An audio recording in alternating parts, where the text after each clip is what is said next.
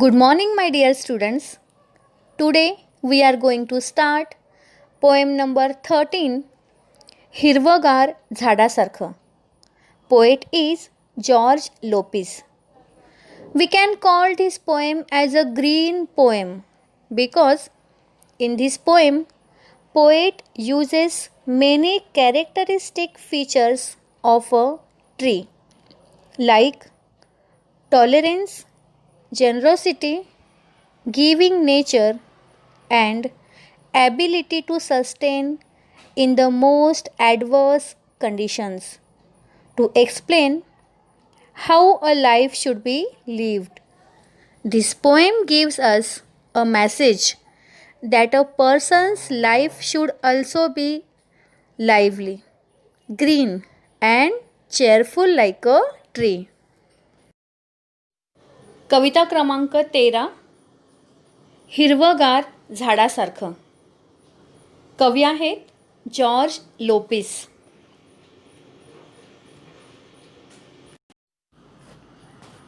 कविता क्रमांक 13.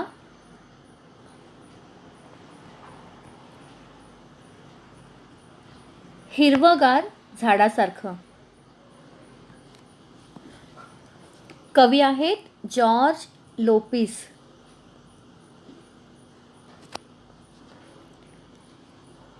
जन्म 1950 आणि मृत्यू 2005. आता आपण पाहणार आहोत या कवितेच्या कवींचा परिचय. हे अत्यंत संवेदनशील कवी आहेत. संवेदनशील मीन्स सेन्सिटिव्ह, अतिशय भावुक कवी आहेत. सत्यकथा या अंकातून त्यांच्या काही कविता प्रसिद्ध झाल्या आहेत. रक्तात भिनलेल्या कविता, पूर्ण झाले आहे, हे त्यांचे कविता संग्रह प्रसिद्ध आहेत. आता आपण पाहणार आहोत या कवितेचा परिचय. म्हणजेच या कवितेच्या माध्यमातून कवी जॉर्ज लोपिस यांना आपल्याला कोणता संदेश द्यायचा आहे. अब हम देखेंगे इस कविता के माध्यम से हमें जॉर्ज लोपिस जी क्या संदेश देना चाहते हैं. झाडांची सहनशीलता. सहनशीलता, सहन करण्याची वृत्ती. दातृत्व मीन्स गिविंग नेचर, दानशूरपणा. सहकार्याची वृत्ती, हेल्पिंग नेचर. तसेच कठीण प्रसंगातही घट्ट पाय रोवून राहण्याची वृत्ती इत्यादींचे वर्णन प्रस्तुत कवितेत केलेले आहे. या कवितेच्या माध्यमातून कवींनी झाडांचे अनेक गुण आपल्यासमोर ठेवलेले आहेत. इस कविता के माध्यम से कवि जॉर्ज लोपिस जी ने वृक्षों के बहुत सारे गुण हमारे सामने रखे हैं. पहला गुण है सहनशीलता, मतलब सहन करने की क्षमता. दूसरा गुण है दातृत्व, मतलब हमेशा दूसरों को देते ही रहने का स्वभाव, दानी स्वभाव. सहकार्याची वृत्ति, मतलब हमेशा दूसरों को मदद करने का स्वभाव. आणि कठिन प्रसंगातही, मतलब बहुत ही मुश्किल हालात में भी घट्ट पाय रोवून राहणे, म्हणजे स्वतःला अतिशय मजबूतीने सांभाळणे. मतलब मुश्किल हालात में भी डटे रहने की क्षमता, हार न मानने की क्षमता. इतने सारे गुण इस कविता के माध्यम से कवि हमारे सामने रखना चाहते हैं। आनंदी जीवन जगण्यासाठी हे सर्व गुण आपल्या अंगी बाणवावेत. म्हणजेच जर मनुष्यालाही खुश राहायचं असेल तर हे सर्व गुण आपल्यामध्येही विकसित व्हावेत. बाणवणे मीन्स टू डेव्हलप, विकसित करणे. हे सर्व गुण आपल्यामध्येही विकसित करने अत्यंत आवश्यक आहे. अगर इंसान को खुश रहना है तो वृक्षों के अंदर ये जो गुण है वो गुण हमारे अंदर भी विकसित करना बहुत ज़रूरी है. झाडांसारखे हिरवेगार ताजे प्रफुल्लित राहावे. प्रफुल्लित म्हणजे प्रसन्न, खुश, आनंदी. आपल्यालाही आपलं मन जर ताजेतवाने टवटवीत करायचे असेल, आपले मन प्रफुल्लित आणि प्रसन्न करायचे असेल कि अगर हमें हमारा मन हमेशा ताज़ा रखना है, अगर हमारे मन को हमेशा खुश रखना है, तो पेड़ों के ये गुण हमें अपनाने ही होंगे. असा संदेश प्रस्तुत कवितेत दिलेला आहे. तर या कवितेच्या माध्यमातून कवीने एक आनंदी जीवन जगण्यासाठी एका झाडाचे उदाहरण आपल्यासमोर ठेवलेले आहे. जर वृक्षामध्ये असणारे सर्व गुण आपण स्वतःमध्ये विकसित केले तर नक्कीच आपले जीवन ताजे, टवटवीत आणि प्रफुल्लित होईल. हा संदेश या कवितेच्या माध्यमातून कवी जॉर्ज लोपिस यांनी दिलेला आहे. आता आपण प्रत्यक्ष कवितेकडे वळणार आहोत. अब हम लोग शुरुआत करेंगे कविता का स्पष्टीकरण करने के लिए. खरोखरच आपल्याला वृक्षाकडून सहनशीलता, दातृत्व, खंबीरपणा आणि सहकार्याची वृत्ती इत्यादी अनेक गुण आहेत जे स्वतःमध्ये विकसित करण्यासारखे आहेत. तरच मनुष्याचे जीवन हे झाडासारखेच अत्यंत ताजेतवाने, प्रसन्न आणि प्रफुल्लित होईल. पेड़ों के अंदर बहुत सारे गुण होते हैं, जैसे कि सहन करने की क्षमता, दातृत्व मतलब दानी वृत्ति, खंबीरपना मतलब मुसीबत में भी डटे रहने की क्षमता, सहकार्याची वृत्ति मतलब मदद करने का स्वभाव. ये सारे गुण अगर हम लोग अपनाएंगे तो ज़रूर हमारा जीवन भी पेड़ों की तरह बहुत ही ताज़ा और खुशमिजाज हो जाएगा. आता आपण सुरुवात करणार आहोत आपल्या पाठाच्या पहिल्या परिच्छेदाला. अब हम शुरुआत करेंगे हमारी इस कविता के पहले परिच्छेद को. या पहिल्या परिच्छेदामध्ये झाडाची तुलना ऋषीमुनींसोबत केलेली आहे. ते ऋषीमुनी जे वर्षानुवर्ष ध्यानस्थ असायचे. इस पहले परिच्छेद में पेड़ों की तुलना ऋषि मुनियों के साथ की है, जो कि सालों साल तपस्या में व्यस्त रहते थे. झाड बसते ध्यानस्थ, ऋषी सारखं मौन व्रत धारण करून तपश्चर्या करत. या ठिकाणी कवी म्हणतात झाड बसते ध्यानस्थ. ध्यानस्थ बसणे, डोळे मिटून शांत तपस्या करणे मीन्स मेडिटेशन. ऋषीसारखे मौन व्रत धारण करून, ऋषी म्हणजे ऋषी मुनी मीन्स सेज, साधू, ज्याप्रमाणे तपस्वी साधू वर्षानुवर्ष ध्यानस्थ असतात, तपस्या करत असतात, त्याचप्रमाणे झाडही एकाच ठिकाणी शांत निश्चल असे उभे असते. मौन व्रत.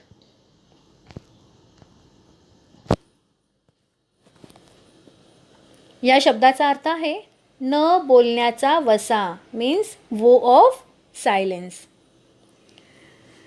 ज्याप्रमाणे ऋषीमुनी शांत असतात, मौन व्रत धारण करून तपस्या करतात, त्याचप्रमाणे वृक्षही एका ठिकाणी शांतपणे उभे असतात, जसं की ते देखील एक प्रकारे तपस्याच करत असतात.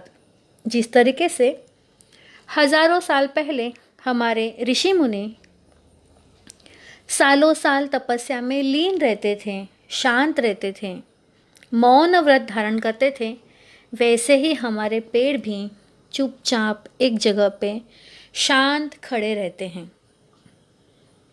लेकिन उनके सहारे बहुत सारे ऐसे जीव हैं कि जो अपना जीवन व्यतीत करते हैं.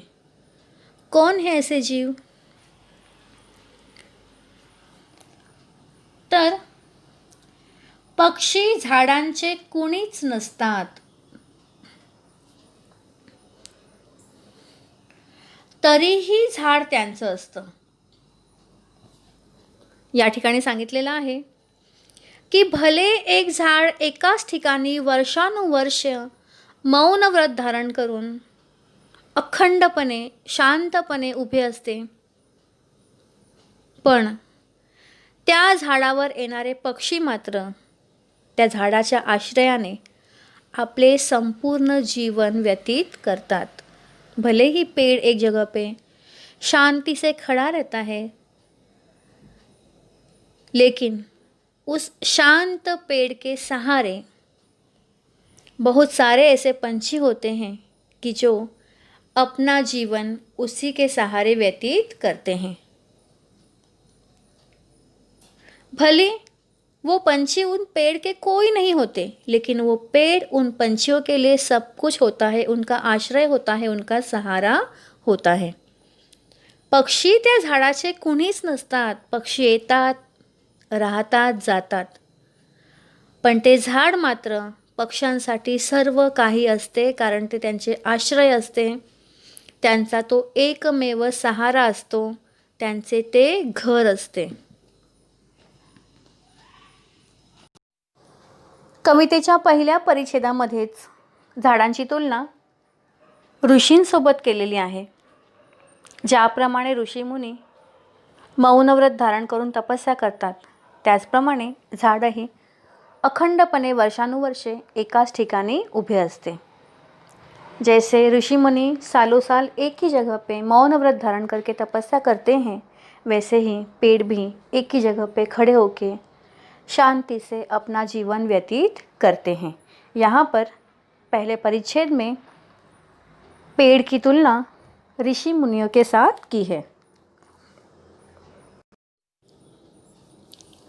पक्षी झाडांचे कोणीच नसतात, पण खरं तर झाड मात्र पक्ष्यांसाठी सर्व काही आहे, कारण तो त्यांचा आश्रय आहे.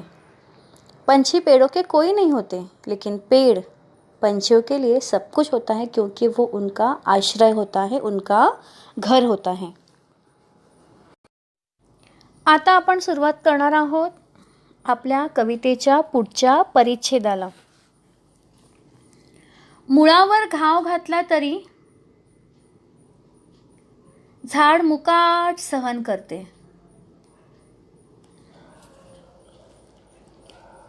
या ठिकाणी कवींनी झाडाचा एक फार मोठा गुण सांगितलेला आहे, तो म्हणजे सहनशीलता. पेड़ों के अंदर सबसे बड़ा गुण अगर कोई है तो वो है सहनशीलता. कवी म्हणतात मुळावर घाव घातला. मूळ मीन्स रूट्स, जडे. या ठिकाणी एक वाक्प्रचार आलेला आहे, तो म्हणजे घाव घालणे. घाव घालणे याचा अर्थ आहे हत्याराने जोरात मारणे, टू हिट फोर्सिबली. जर झाडाच्या मुळावर जरी कोणी घाव घातला, वार केला, तरी देखील ते झाड मुकाट क्वाइटली, शांतपणे सहन करते. अगर किसी ने पेड़ के जड़ों पे भी वार किया तभी भी बेचारा चुपचाप सहन करता है. इतकी सहनशीलता त्या झाडामध्ये असते. झाडाच्या पानावरून वहीच्या पानावर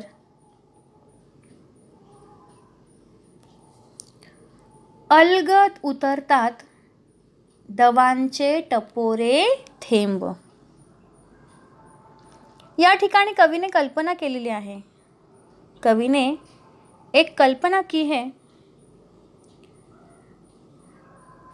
कि जब सुबह सुबह ओस की बूंदें पड़ती है और उन बूंदों को देखकर कोई भी कवि अपने अंदर की कविता को नहीं रोक पाता, और इस तरीके से वो ओस की बूंदें जो है वो कविता बनकर वो कवि पन्ने पे लिख देता है. झाडाच्या पानावरून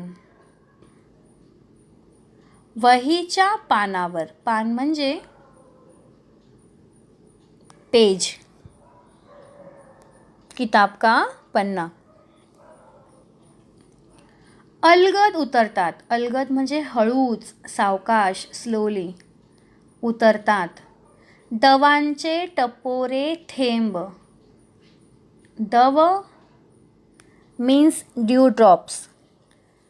टपोरे एक नवीन शब्द आहे. टपोरे या शब्दाचा अर्थ आहे राऊंड, गोल. अशा प्रकारे पहाटे पहाटे जेव्हा एखादा कवी दवांचे थेंब पाहतो तेव्हा त्याला सुंदर अशी एक कविता सुचते आणि ती सुंदर कविता अलगद वहीच्या पानावर तो लिहून काढतो. सुबह सुबह ओस की बूंदें देखकर कवि अपने आप को रोक नहीं पाता है और वो एखादी सुंदर कविता लिख देता है. अशी जादू, अशी किमया या झाडांमध्ये आहे की झाडे आपल्यामधील सृजनशीलता विकसित करतात. हमारे अंदर जो सृजनशीलता है, कुछ नया करने की क्षमता जो है, उसको पेड़ विकसित करते हैं. झाडाकडे टक लावून पाहिलं. टक लावून पाहणे मीन्स टू सी कंटिन्युअसली. जर आपण झाडाकडे सतत पाहिलं, पाहत राहिलो तर काय होतं बरं? शरीरभर विरघळतो हिरवा रंग. विरघळणे मीन्स टू मेल्ट्स, वितळणे. आपल्याला अशी जाणीव होते जेव्हा आपण झाडाकडे सतत पाहतो तेव्हा आपल्याला वाटतं की हा जो हिरवा ताजा तवाना रंग आहे तो आपल्या संपूर्ण शरीरामध्ये विरघळत आहे. जब हम पेड़ की तरफ देखते रहते हैं तो हमें ऐसे लगता है कि उसके अंदर का जो हरापन है, वो हरियाली है, वो हमारे शरीर के अंदर आ रही है. रक्त होते क्षणभर हिरवेगार. क्षणभर म्हणजेच एका क्षणात, इन अ मोमेंट. पल भर में ऐसे लगता है हमें कि जैसे कि हमारा खून हरा हो गया है. आपल्याला वाटतं की आपले रक्तही हिरवेगार झालेले आहे.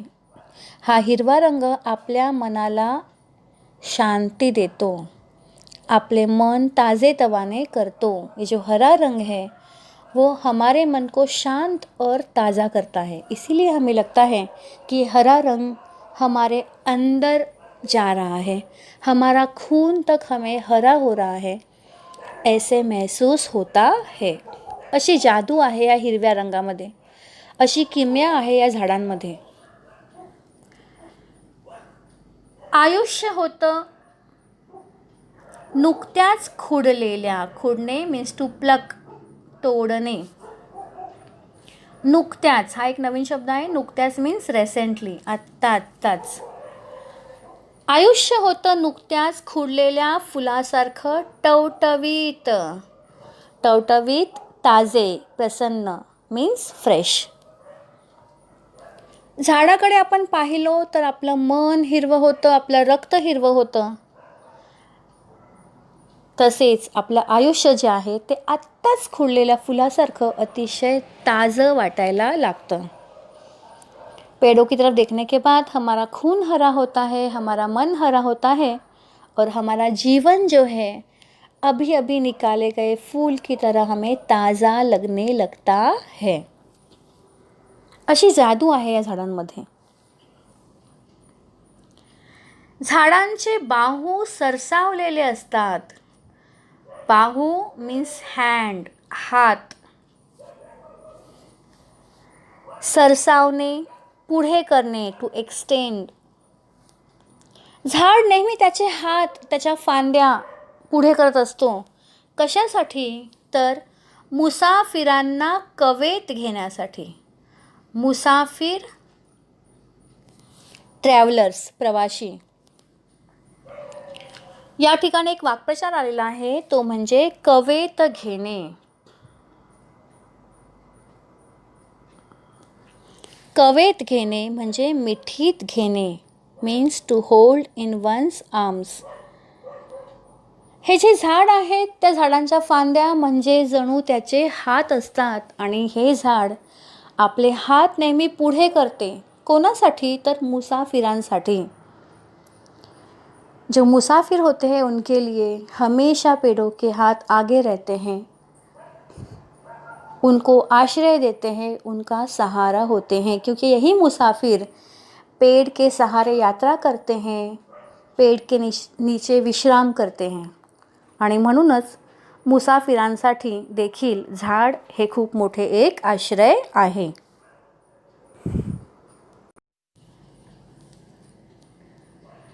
पानगळीनंतर झाड पुन्हा नवीन वस्त्र धारण करतं. पानगळ मीन्स फॉल सीझन.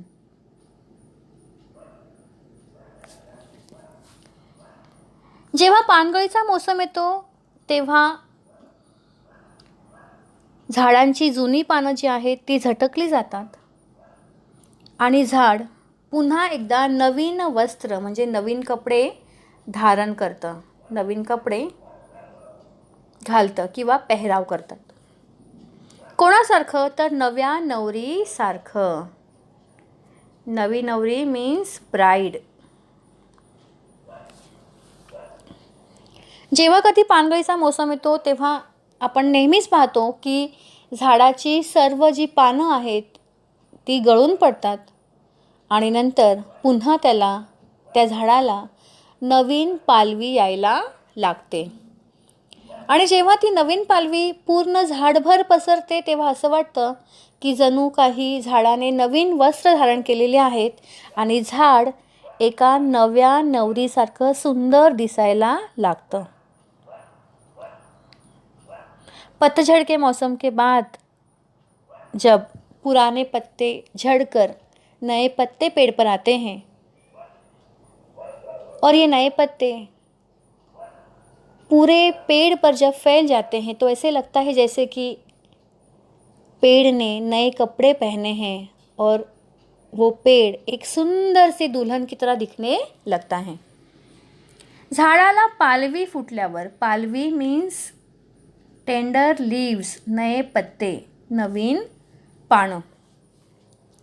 झाडाला पालवी फुटल्यावर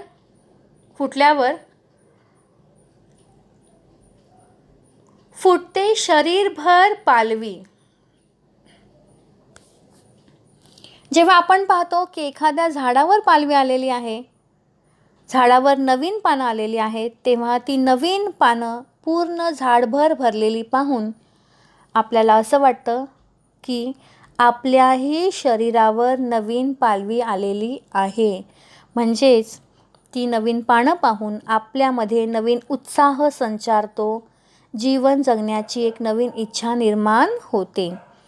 जब हम देखते हैं कि पूरे पेड़ पर नए नए सुनहरे लाल रंग के पत्ते आए हैं, तो वो पत्ते देखकर जैसे कि हमारे मन में भी ऐसे नए पत्ते आते हैं, हमारे मन भी उत्साह से भर जाता है और जीने की एक नई उम्मीद हमारे अंदर जाग जाती है।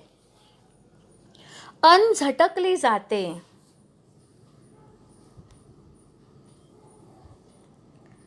मरगळ, मरगळ म्हणजेच आळस, लेझीनेस। जेव्हा आपण पाहतो की ह्या झाडाने जुनी पानं टाकून दिलेली आहेत, नवीन पानं त्याच्यावर उगवलेली आहेत, त्यावेळी आपल्या मनातलंही आळस, मरगळ ही झटकली जाते आणि मनामध्ये नवीन उत्साहाचा संचार होतो। जब हम देखते हैं कि पेड़ ने नए पत्ते अपने ऊपर ले लिए हैं, पुराने पत्तों को फेंक दिया है, तो हमारे मन से भी आलस जो है वो निकल जाता है, झटक लिया जाता है और एक नया उत्साह हमारे मन के अंदर भर जाता है।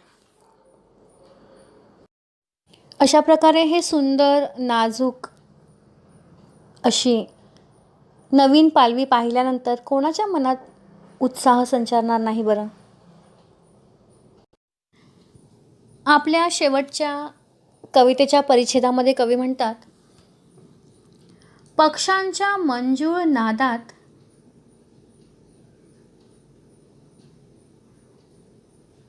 झाडाचंही जीवनाचं एक संथ गाणे दडलेले असते।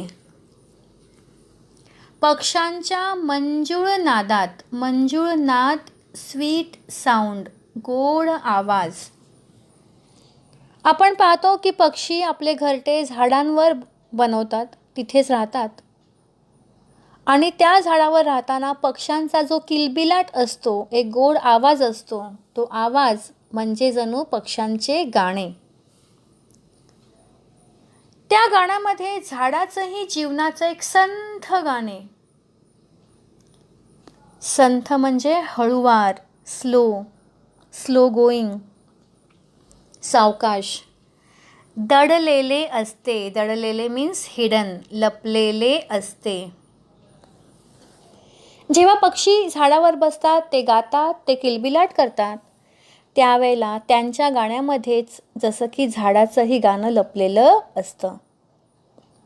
जब पंछी पेड़ पर आते हैं तो वो चहकते हैं, उनकी जो मधुर आवाज़ होती है, उसी आवाज़ में उन पंछियों का गाना होता है, उनके जीवन का गाना होता है और उन्हीं के गाने में जैसे कि पेड़ का भी एक धीमा गाना छुपा होता है।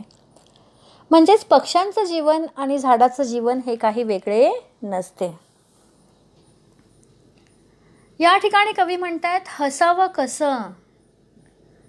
आपल्याला आपल्या जीवनामध्ये कसं हसायचं आहे, हमें कैसे हसना है? सळसळत्या पानासारखं। सळसळ is the sound of leaves रस्टलिंग।